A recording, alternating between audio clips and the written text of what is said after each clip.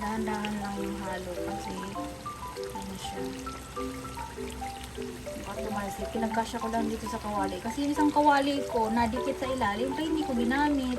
So ito na lang na pangit na kawali. Pangit pero maganda.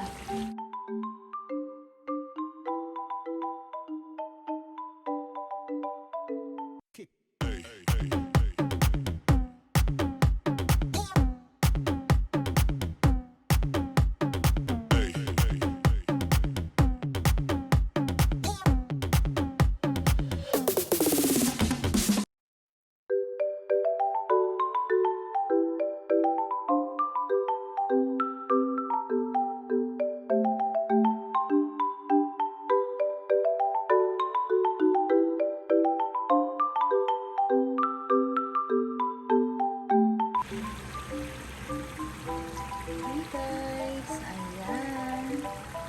Nagluluto ako ng chili garlic oil.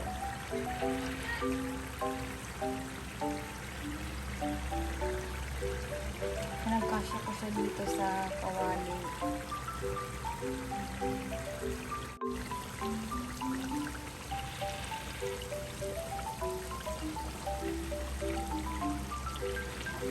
Ayan.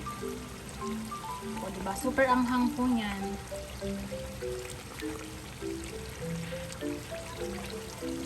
Super anghang. Lutuin ko siya ng 2 hours sa mahinang apoy. And then, naka-ready na rin yung sterilized jar ko. Ayan.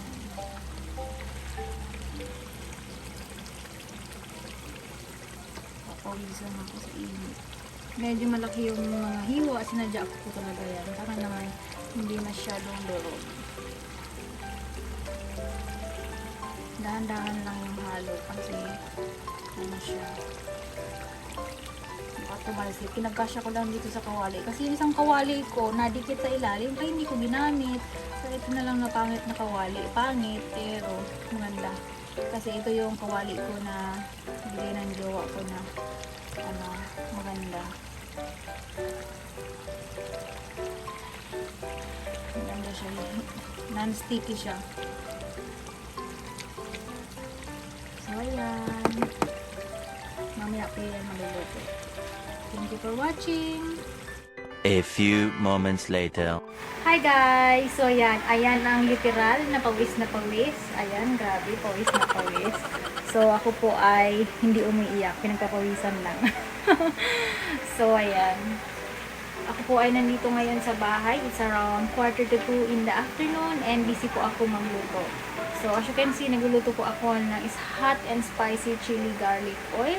Hot and spicy kasi super spicy po talaga siya. So, sa mga spicy lover, ma-appreciate ito. Pero sa mga hindi, baka umiyak. Sobrang anghang. Go. So, ayun, nagbantay ng tindahan ko ay yung kapatid ko muna and ako muna ay umuwi para ako ay makapagluto kasi meron nag-order. So, yun. Magluto ako ng 15 jar ng hot and spicy chili garlic oil. So, yun. Meron na akong nagawa na hot and spicy anchovy and hot and spicy minced pork. And soon, meron akong hot and spicy alamang. So, yun. After nito, maybe after few days, yung alamang naman yung gagawin ko. But for now, ito muna. Nakakapagod. Ako, single flight. Ako yung naghiwa, manual lahat yan.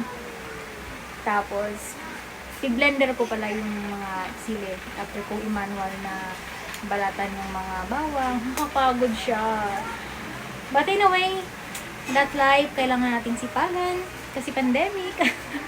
Ayun, natulo na yung pawis ko. Grabe. So, ayan po. So, tinanggal ko muna ang aking apron kasi super init. So, for now, balikan ko kayo mamaya kapag ako ay nakatapos na nito. So, I wish all of you everyone have a nice day! A few moments later. So, ayan. Ito na po ang ating finished product. Pinapalamig na lang and then ready to takpan na po. Ready to seal na also. So, ayan siya. Nakagawa ako ng 15 jar. Ayan na po siya. Ayan. Hot and spicy chili garlic Super anghang po. So, ayan. Kakatapos ko lang maitakpan yung ating mga jar and it's time to seal ng plastic. So, I'm using the hot air gun. Ayan siya. Maganda ito. Medyo expensive pero worth it naman. Ayan. Ito ang gagamitin natin. So, of course, my favorite color. And ito yung plastic na gagamitin natin na pang ano sa seal. So, ayun. Kapagod. It's been hapon na. Di pa ako tapos. Pero almost done. Almost done siya.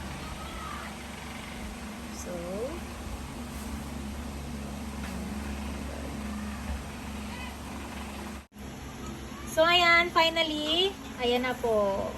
Fully sealed na po itong mga nagawa ko na hot and spicy chili garlic oil.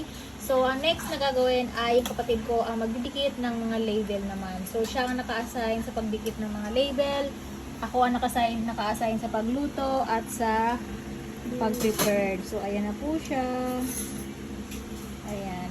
Red yung pinili ko kasi para ma-distinguish ko kung ito yung mga bago kong stock. Yung the rest kasi, black yung takip. Yung iba naman, white. So, ayan. Thank you everyone for watching. Bye-bye!